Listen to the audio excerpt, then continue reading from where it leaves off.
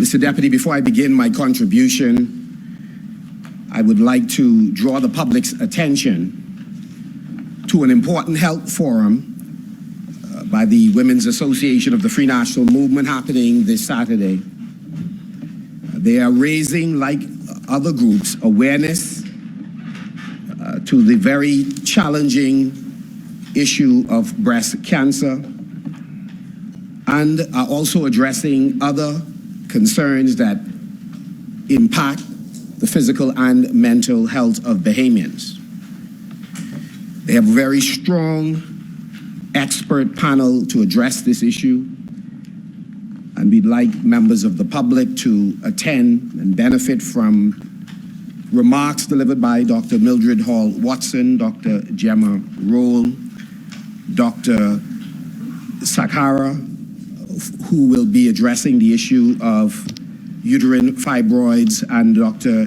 Inia Theophilus, who will address the issue of mental health. Furthermore, Mr. Deputy, I would like to extend condolences to a number of families and to families across the Bahamas who have lost loved ones during this very challenging period. It is with great sadness that we extend condolence to the family of MCM Nesbitt Higgins, who unfortunately passed away and has left a deep hole in the lives of many Bahamians, but in particular his family. And we say to his wife and children how much we miss him, love him, but how much we stand with you.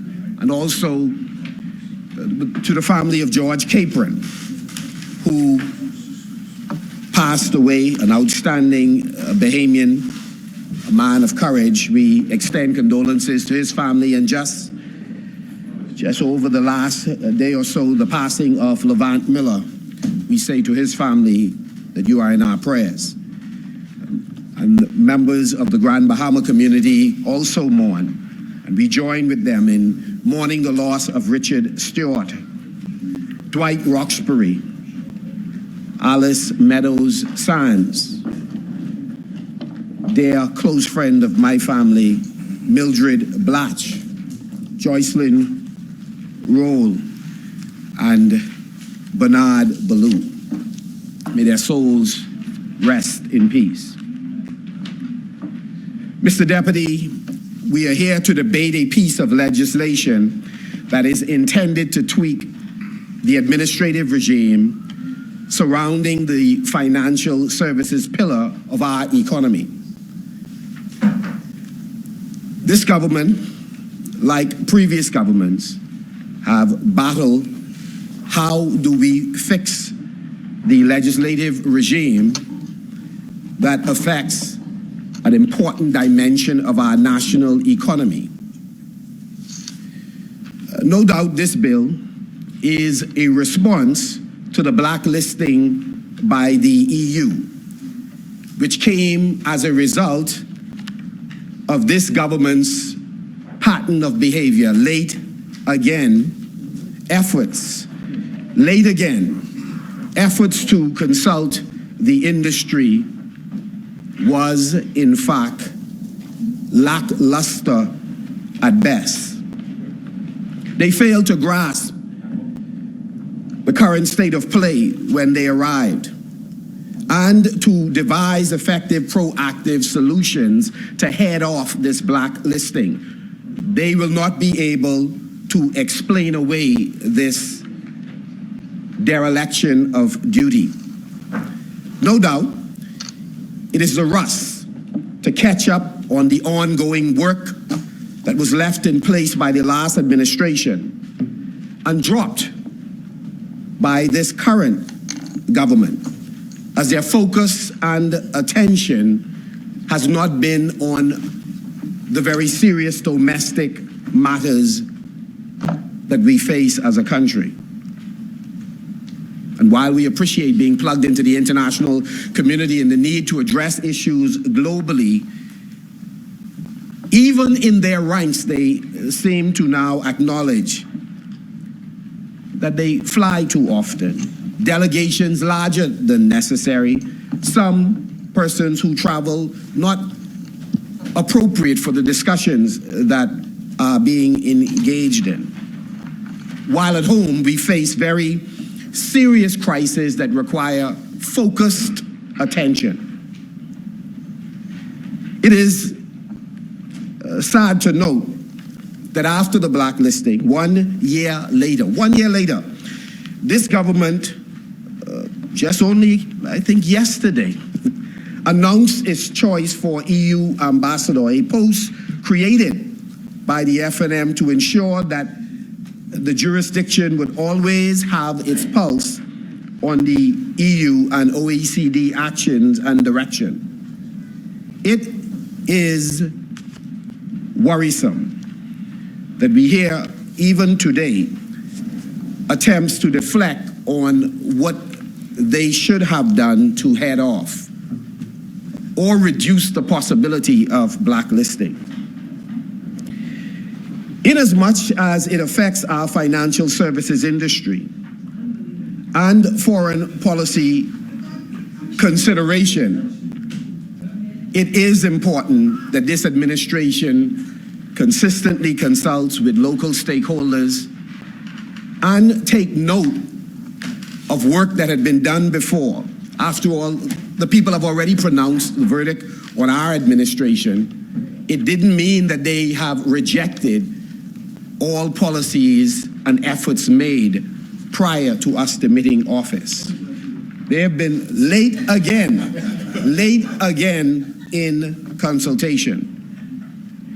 It is necessary for us to take this opportunity when addressing these issues to help the public understand the relevance of it. And so for a brief moment, Mr. Deputy, I wish to restate some of the points raised earlier about the automatic exchange of information.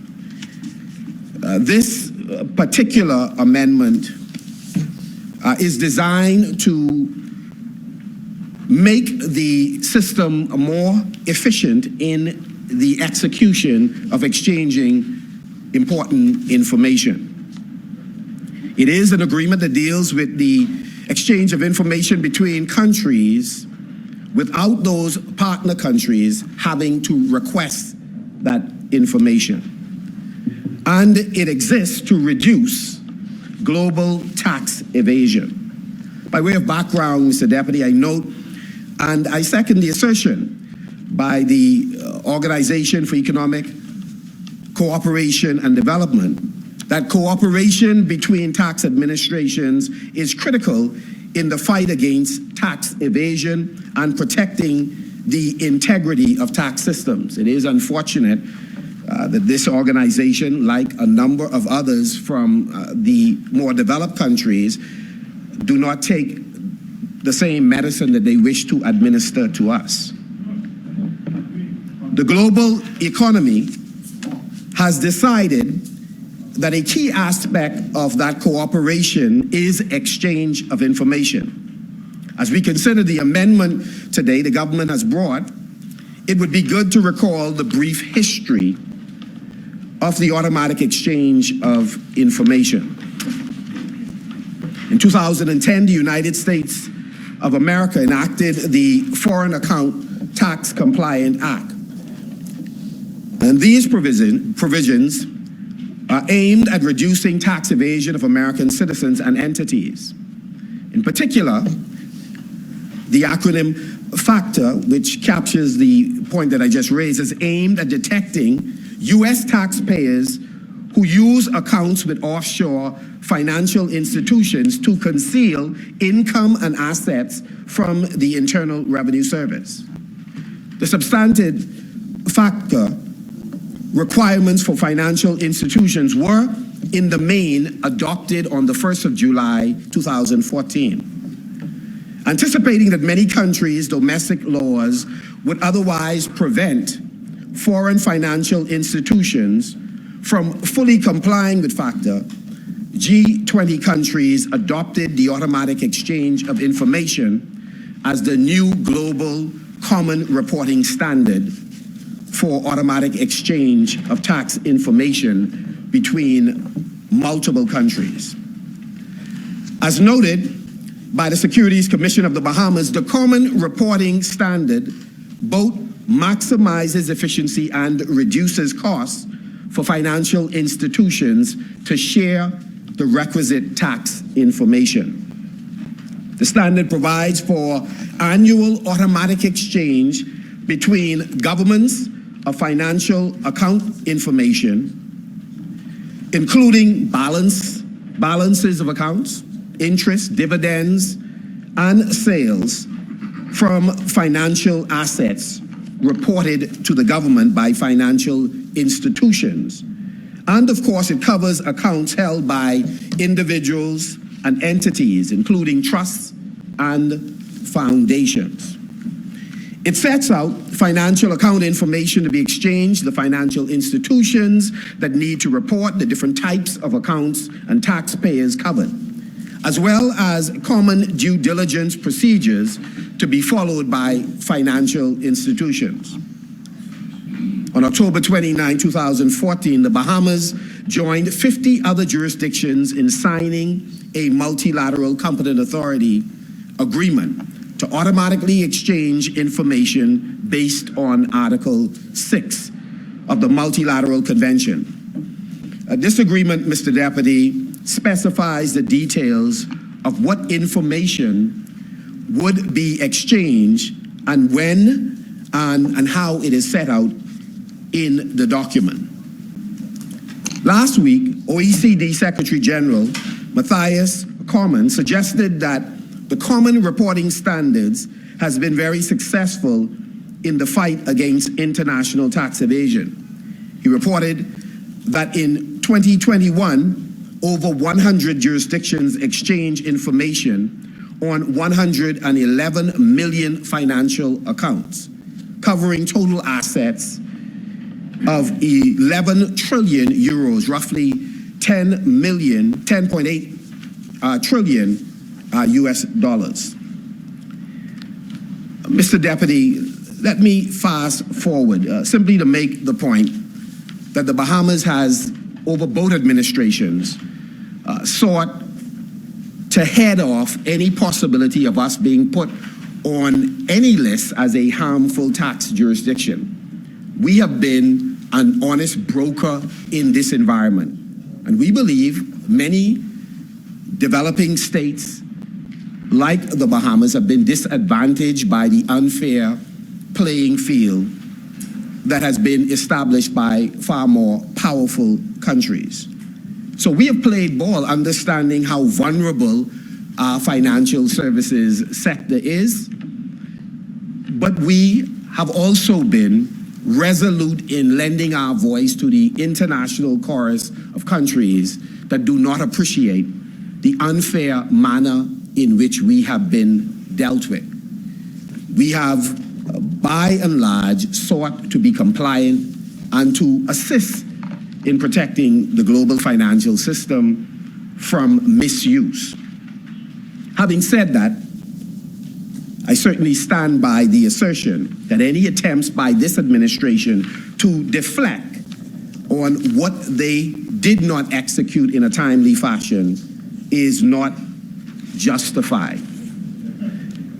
Let me also say, Mr. Deputy, that we understand this amendment to empower the Minister of Finance through delegated powers to empower a number of agencies to function as a designated officer or designated supervisory authorities.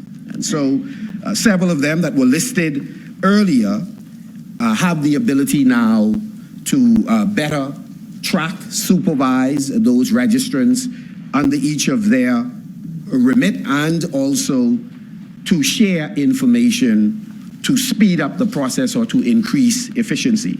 It is important, we believe, that now that the government is moving from one agency, pretty much the Ministry of Finance, to multiple agencies, that we guard against any abuse of that system, and that we make sure that there is oversight, that no one regulatory body or institution is acting unilaterally ultra-virus of what is intended. It's intended, my understanding, to speed up the process to make sure we are more efficient, but not that an agency working with a corresponding agency in another country all of a sudden is sharing things unbeknown to the Ministry of Finance and to the government that we may fundamentally be in disagreement with. And so it is important to hear in the wrap-up how this administration intends to guard against that. What is also useful and is to look at how other countries have thus far been utilizing this disagreement. And what we have seen by the Swiss is the Swiss have been quite busy sharing many of the data on persons who are in fact registered in their jurisdiction. So they have shared, I believe, with some 101 countries information on nationals from other countries who are depositing funds in their jurisdiction. We would like to ask the government if in the wrap-up it is in a position to say whether or not we have received information from Switzerland on Bahamian nationals who have funds deposited in Swiss accounts. And are there any members of the government or persons in the Parliament of the Bahamas who are included among those persons who have deposited funds, and what is the understanding and what is the understanding of the circumstances under which those funds have been deposited? And so we would also, given the limited time, let me just say we would also ask the government to be vigilant as we look to continue to create a wonderful environment, regulatory environment for cryptocurrency and other digital assets to thrive. The government should nevertheless pay attention to the evolving regulatory regime internationally that governs digital asset, and to make sure the Bahamas maintains its position as a leader in the international community regulating digital assets. Let me say, Mr. Deputy, the reason we are having this debate on this amendment, aside from the fact that the government does not have a robust legislative agenda, that it is continually on a series of breaks. We wouldn't say unnecessary because we don't know what all the issues are that the government is facing. But we are deeply concerned about the irregularity, the inconsistency of the parliamentary agenda. But we are especially concerned about the second Wednesday this government continues to duck in order to answer questions raised by the opposition. And some of my colleagues will put those questions on the record. But the government continues to duck the tough issues. They came, engaged in communications with a view of a one-way communication with the Bahamian people because they wish not to be challenged on important, ill-advised steps that they have taken in governance. So we're debating an amendment that's important that we support. However, what is true is that this amendment also will contribute to addressing the unfortunate situation we find ourselves in part because of this government late again agenda. Let me comment on several things that are of great concern to us. I heard one of the speakers before me, Mr. Deputy, talk about a lack of consultation. This New Day government is the last administration that should engage in any discussion about consultation. During our time in government, the present Prime Minister, the Deputy Prime Minister, the Minister of Education, waxed eloquent with respect to lack of consultation. Again, we just heard it again today. on the software that was chosen. The New Day government is the poster child for lack of consultation. Ask the retailers in the food sector in the Commonwealth of the Bahamas. Ask the small food stores throughout Family Islands and in Marco City and in West Grand Bahama and in Bimini. Were they consulted by the New Day government? I mean, did they even talk to the member of parliament for the area about how these decisions would affect them? Did they talk to the pharmaceuticals? Well, we know the answer to that. The government has admitted that it did not consult on the impact of their decision on these businesses. This government has made business decisions that can potentially close dozens and dozens, possibly hundreds of Bahamian businesses throughout the Commonwealth of the Bahamas. They failed to determine the facts on how these businesses would be impacted by their decision. We understand why. They were under such serious pressure over the ill-advised decision around BPL, the failure to impact the inflationary pressures that plague our people, that they wanted to come once again with a populist statement and address as they reflected on their 1 year. And they then came with, again, with candies that taste good upon the initial consumption but causes cavities later. That's this government. That's this government. That's this government. That's this government. So we want to talk about compassionate and revolutionary. No, how about the candy man? They have failed to consult with the various government aides. Think about this. The government has just made some decisions that impact the bread basket items, Mr. Deputy, without even talking with the intersectoral committee in government that determines what goes into the bread basket mix. The consultation is not even internal. And so again, this government should not be talking about consultation. They are not about that business. The government can quite easily take VAT of all of the additional items they wish to put in the price control mix. Just take VAT of it.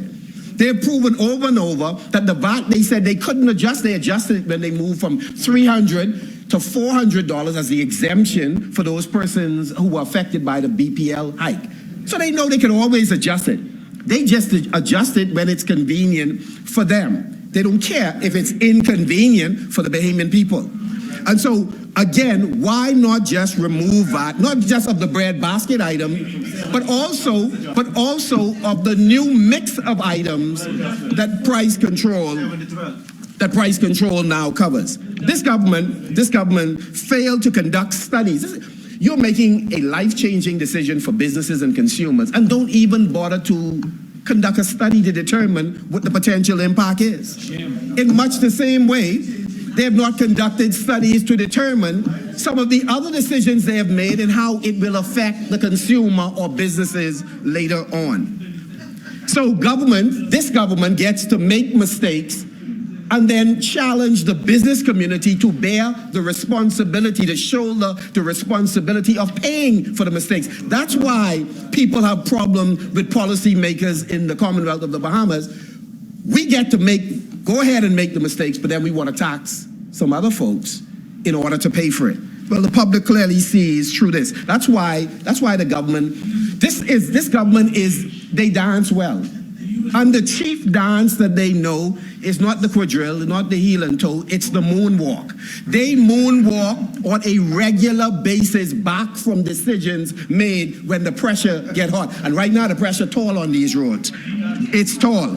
And so again, the government needs to conduct studies in advance of the decisions that they make. Thirdly, when in government, we implemented a massive food program that sought to deal with the issue of food insecurity among Bahamians. And tens of thousands of Bahamians benefited from the food program. But when this government came to power, instead of improving upon the food program, in fact, we found dignified ways to try and distribute it. We accepted any criticism when it came, and we then pivoted to try and address the food insecurity of our people. This government came and virtually kept people. Well, if they did, they could go to get help. The truth is, I live in Grandmama. It's difficult because of the way tranches every government drip fed of in organization than deal with the issue of food security. Meanwhile, this government flush. They got money. Listen, this government, there isn't a function that they can't find for in the end. Colonial government. Most go to White Day in a ceremony.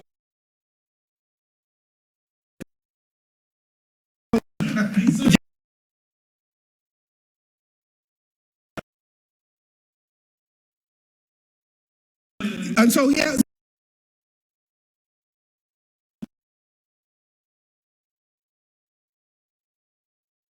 way to deal.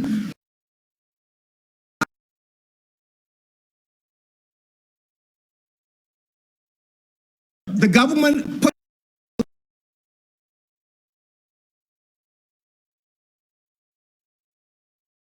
not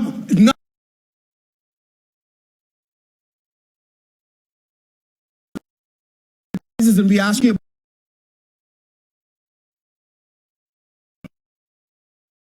release online, not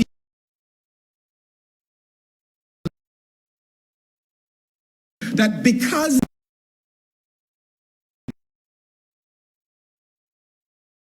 they are going to take serious is also true about that we know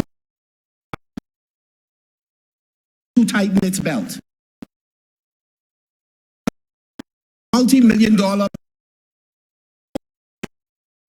economy and take a picture. The document in onto my desk. I have to my head. And a sell off on the people.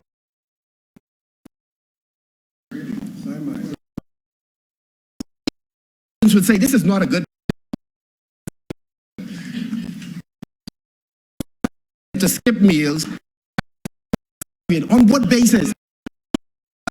Not taking the picture with world leaders about in first class. This means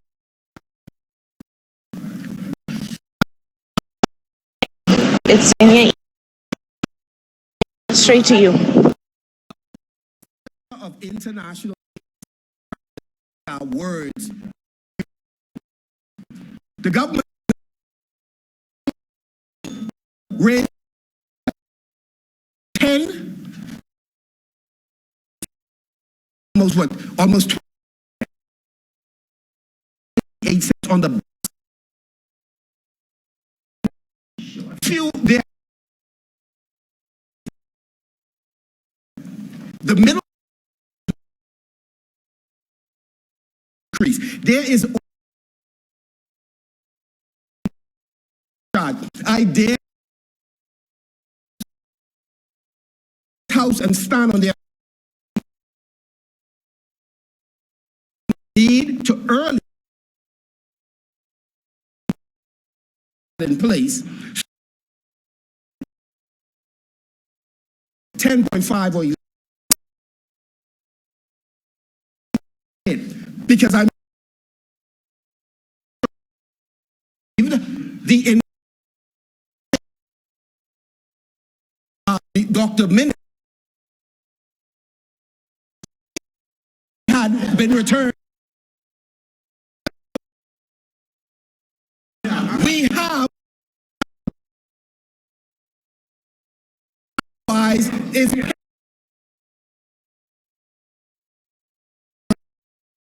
and say they did not.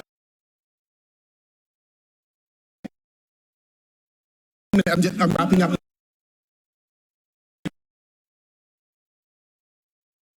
Unemployment is wonderful, but let's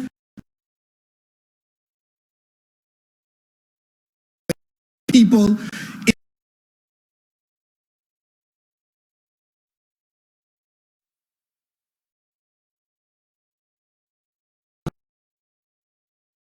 etc. Let me get opportunities, but we can do it. Women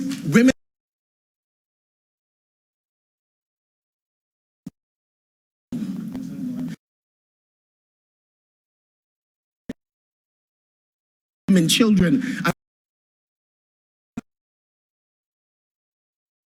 and we have in support to take care of a tragedy. Permit